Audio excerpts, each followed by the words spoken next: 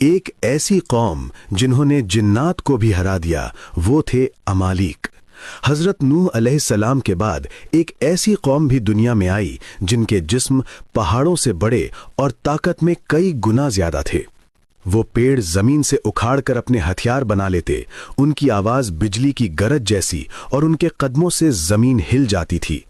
انہوں نے ریت کے بیچ ایسے محل بنائے تھے جو بادلوں کو چھو لیتے تھے، ان کی دیواریں سنہری تھیں اور ان کا شہر رات میں آسمان کی طرح چمکتا تھا۔ جب جناتوں نے انہیں دیکھا تو ان کی دنیا میں ایک بڑی ہلچل مچ گئی۔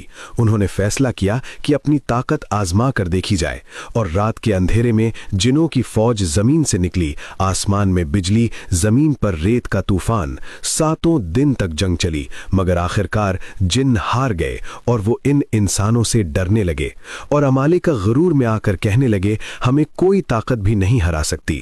مگر ایک دن آسمان کا رنگ بدل گیا، بجلی نے ان کے محلوں کو چیر دیا اور ہواؤں نے انہیں ریت کے نیچے دبا دیا۔ صبح ہوئی تو جہاں ان کے شہر تھے وہاں صرف خاموشی اور ریت تھی۔